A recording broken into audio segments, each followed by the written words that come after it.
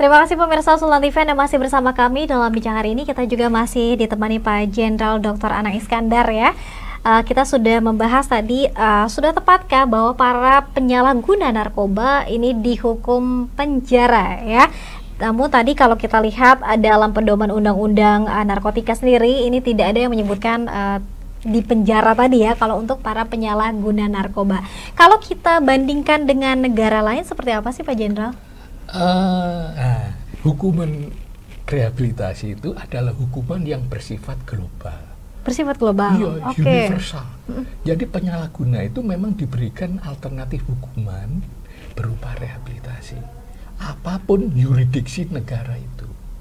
Contohnya, negara yang mengancam, ya kan, penyalahguna narkotika dengan hukuman administrasi. Mestinya dia dihukum administrasi. Tapi hukumannya tidak administrasi. Hukumannya berupa rehabilitasi. Biar sembuh, pulih, kembali sedia kala. Itu kalau negara-negara yang memasukkan, ya kan, masalah penyalahgunaan dalam yurisdiksi hukum administrasi. Contohnya ya, itu negara-negara Uni Eropa itu 31 negara itu semuanya hukum administrasi. Di sana makanya lebih tanda kutip tidak banyak lah penyalahgunaan narkotika. Ya, karena memang sudah menerapkan tadi rehabilitasi tadi. Negara-negara yang memasukkan masalah penyalahgunaan narkotika dalam yurisdiksi hukum pidana seperti di Indonesia, mestinya dihukum penjara. Ya mestinya ini ya. Tapi undang-undang narkotika ini karena bersifat universal tadi, maka hukumannya diganti, ya kan? Berupa rehabilitasi, dan kewenangan untuk merehabilitasi, menjatuhkan hukuman rehabilitasi itu diberikan pada hakim. Ya, adanya di pasal 103. Dalam memeriksa perkara pecandu, ya kan, hakim dapat, ya kan, dapat menghukum rehabilitasi, meskipun terbukti bersalah. Kalau tidak terbukti bersalah, hakim punya kewajiban menetapkan, mengambil tindakan, memerintahkan yang bersangkutan menjalani rehabilitasi. Karena penyalahguna itu diwajibkan oleh undang-undang untuk menjalani rehabilitasi. Nah, ini kalau seluruh dunia. Jadi apapun yurisdiksi negara itu, ya kan, hukuman rehabilitasi itu berlaku secara universal. Nah, cuman implementasinya, ya kan, beda-beda. Memang ada sih negara yang sampai sekarang, ya, antara juridis dan empirisnya berbeda. Paling tidak ada 6-7 negara itu, termasuk negara Indonesia yang menghukum penjara itu.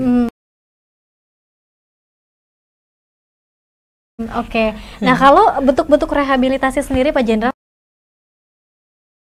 apakah juga ada kriteria atau mungkin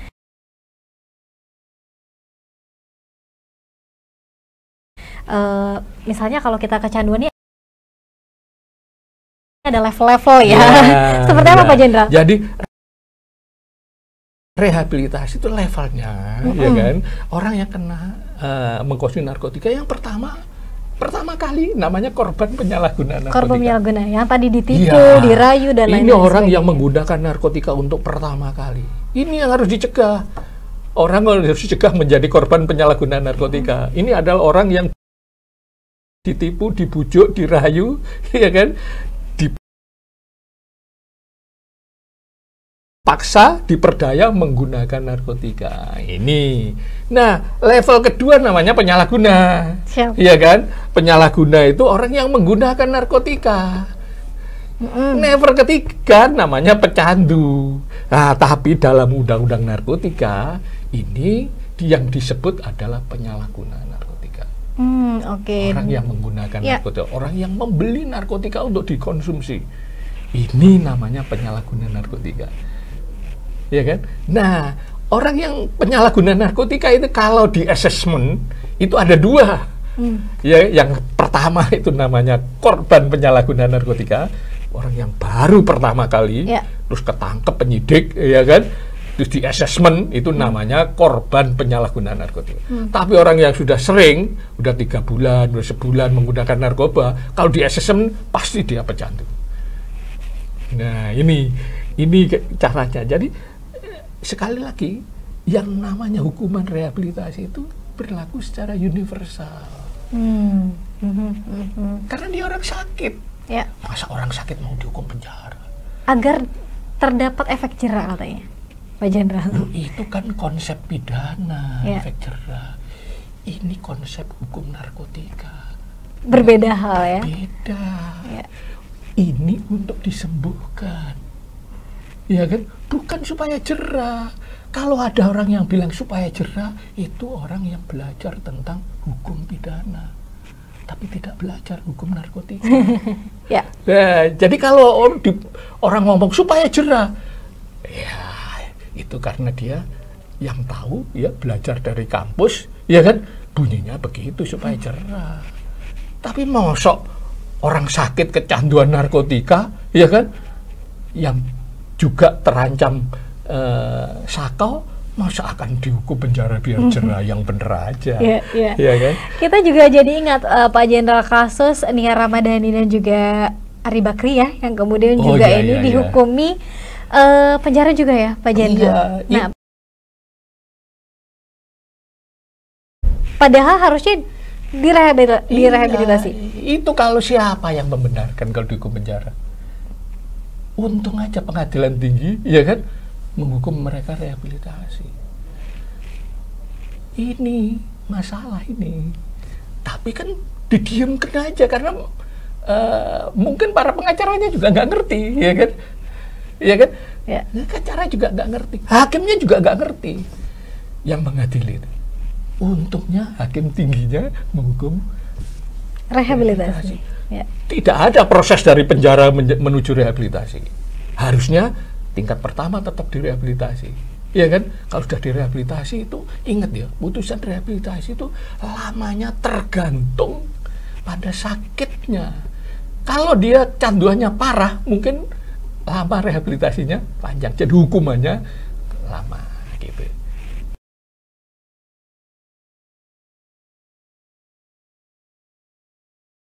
Jadi kalau hakim menghukum rehabilitasi itu tidak bisa, terus suka-suka hakim. Tergantung berapa kadar kecanduannya, terus perkiraan sembuhnya berapa lama harus direhabilitasi. Nah begitu, jadi tidak sekedar tok rehabilitasi gitu ya, tidak bisa. Baik, jadi, ini rehabilitasinya juga salah arti kembali ya Pak Jenderal ya, kalau misalnya ini tidak dilihat dari seberapa lama kemudian kecanduannya, kemudian juga seberapa sakit kadar sakitnya tadi ya. Nah Pak Jenderal, bagaimana kalau ketika misalnya hakim yang memutuskan penyalahguna narkoba ini di penjara berapa bulan, di penjara sekian tahun, ini dasarnya dari mana berarti? Ya dia menggunakan hukum pidana. Jadi salah ya dasarnya. Kalau konsep pidana, ya kalau diancam dengan pidana, ya dituntut sekian tahun, ya di hakim memutuskan sekian tahun. Di bawahnya sedikit udah termasuk bener. Kita kira gitu, ya kan? Ya. Nah, itu makanya tergantung hakimnya. Kalau kita lihat, coba lihat ya di dalam penyalahgunaan narkotika itu, ya kan? Kadang-kadang diancam, dihukum dengan pidana lebih dari 4 tahun, kemudian didenda. Nah ini kan salah penerapan. Ada kok faktanya, iya kan? Kalau kita buka Direktorat Putusan Mahkamah Agung, itu penyalahguna ada yang dihukum lebih dari 4 tahun, iya kan? Dan dihukum denda. Itu artinya apa? Artinya apa? Iya kan? Artinya ya kebangetan kayak gitu. Ya, dia membawa narkotika untuk dikonsumsi, ya kan?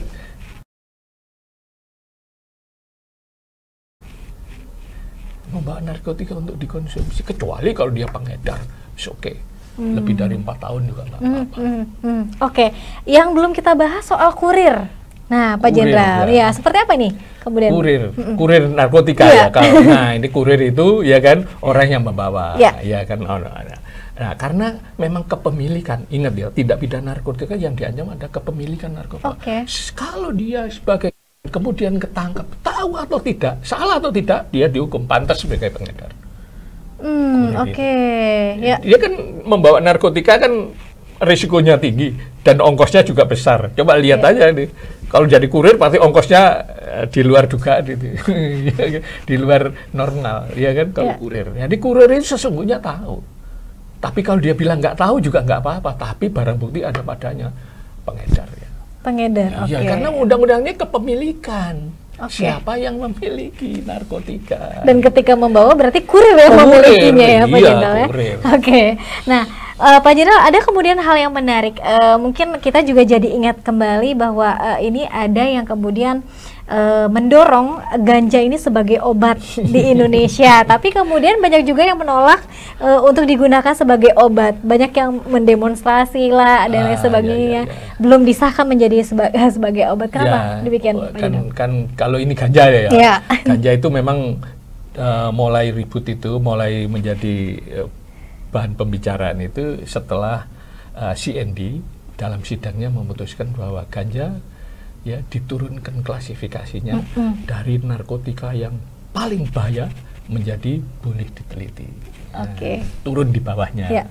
Nah, ini oleh aktivis-aktivis ya yang ingin ganja dilegalkan, ya kan? Ya, saya juga nggak tahu ini sopo ya, ya kan? Ya, ini diisukan bahwa ini sebagai legalisasi ganja.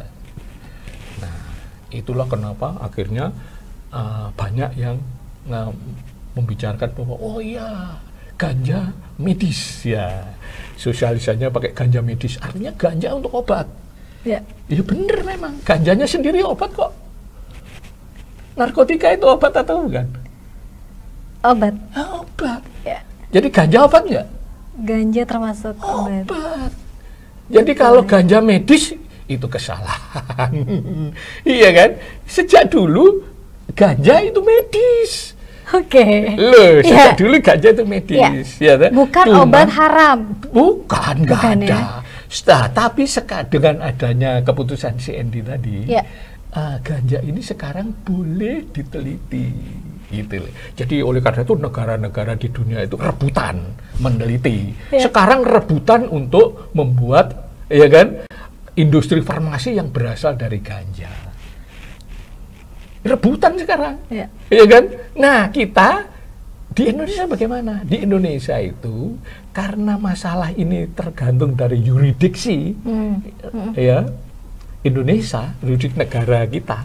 Nah, kita selama tidak mengubah undang-undang narkotika, ya kan, di mana ganja itu bertengger pada golongan 1, maka ganja tidak boleh diteliti. Sampai hari ini tidak boleh diteliti. Nanti kalau ada perubahan ganja boleh diteliti, ya kan? Nah, gitu lagi. Berarti ganja boleh digunakan untuk industri farmasi. Tapi ingat, ganja tetap dilarang dikonsumsi, ditanam oleh siapapun masyarakat Indonesia. Tetap dilarang. Nah, yang namanya ganja medis, untuk kepentingan medis tadi boleh diteliti itu. Ya, yang meneliti harus industri farmasi. Mereka yang menanam. Farmasi, kemudian diekstrak. Nah, yang bermanfaat digunakan untuk kepentingan obat. Boleh. Ternyata memang sejak dulu ini sudah sebagai medis dan sudah sebagai obat ya. Nah, namanya narkotika. Narkotika adalah obat. Berarti ganja obat apa enggak? Obat juga. Obat. Cuman nggak boleh digunakan. Barang terlarang bukan, Jenderal? Barang enggak. Enggak juga. Loh, ya? Narkotika itu boleh kok. Iya kan? Ya. Digunakan oleh masyarakat, boleh nggak? Iya kan? Kan tergantung golongannya. Yang terlarang bener ada, nggak boleh diteliti, yaitu narkotika golongan 1. Dan ganja tadi termasuk pada golongan 1. Itu sebabnya tidak, meskipun dia adalah obat. Gitu. Wah, menarik sekali nih Pak Jenderal, luar biasa sekali pembicaraan kita. Tapi semoga ini bisa menjadi salah satu pencerahan ya untuk masyarakat dan juga mungkin para penegak hukum juga ya, Pak Jenderal ya. Nah, kalau sekarang juga kita mengenal ada istilah restoratif justice.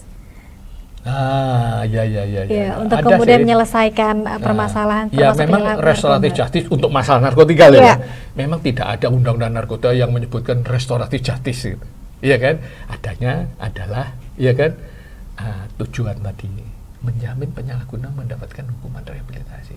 Menjamin mendapatkan rehabilitasi. Itu sesungguhnya adalah bahasa lain dari restoratif justice. Ya. Jadi restoratif justice itu memang tidak tertulis, tapi ada dalam undang-undang narkotika kita. Contohnya, iya kan, restoratif justice ya. Hakim tujuan penegakan hukum menjamin penyalahguna dan pecandu mendapatkan upaya rehabilitasi. Ini restoratif justice. Ya tujuannya. Yang kedua, hakim dalam memeriksa perkara penyalahguna wajib memperhatikan kondisi terdakwa, kondisi penyalahguna, ya kewajiban penyalahguna dan menggunakan kewenangannya untuk menghukum rehabilitasi. Itu bagian daripada restoratif justice, ya kan? Yang kedua, yang ketiga, hukuman rehabilitasi itu hukuman untuk memulihkan seperti sedia kala. Itu adalah tujuan restoratif justice. Jadi restoratif justice memang tidak tertulis di undang-undang narkotika, tapi isinya restoratif justice. Tapi masalahnya kan nggak digunakan oleh hakim, ya kan? Hakim diberi aturan, ketentuan, ya kewajiban untuk menerapkan restoratif justice, tapi tidak digunakan. Sing salah sopo? Yang salah siapa pemirsa ya? Baik, terima kasih banyak Pak Jenderal sudah mau bersama kita di pagi hari ini ya di Sultan TV. Semoga sekali lagi ini bisa menjadi satu pencerahan kita bersama ya. Pak Jenderal, agar kemudian masyarakat dan pemirsa tidak salah paham dan juga tidak salah arti ya. Sebagai closing statement Pak Jenderal, silakan. Terima kasih. Jadi ini memang ya ketika saya menjadi kepala BNND memang ini sudah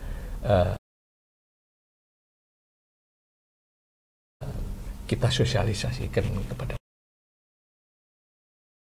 masyarakat. Tapi kan masyarakat juga belajarnya ya tentang hukum pidana, tidak belajar tentang hukum narkotika, sehingga masyarakat sendiri tidak percaya kalau hukuman rehabilitasi itu hukuman yang paling tepat bagi penyalahguna narkotika, ya kan?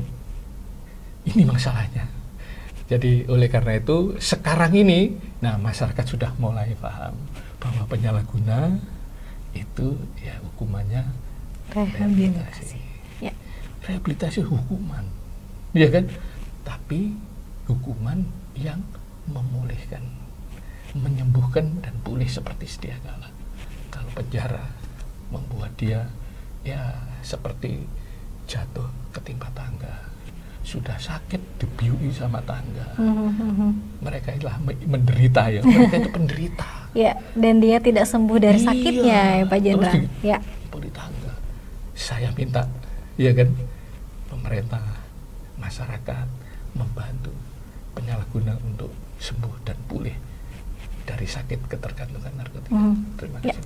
Terima kasih banyak sekali lagi Pak Komisaris Jenderal Purnawirawan Dr. Anang Iskandar SHMH yang sudah membersamai kita di pagi hari tentunya dalam talk show bicara hari ini, bahwa untuk kemudian memerangi narkoba ya, ini adalah hukuman yang paling tepat adalah rehabilitasi untuk para penyalahguna narkoba. Sementara tadi sudah ada klasifikasinya yang sudah jelas tersirat pada undang-undang.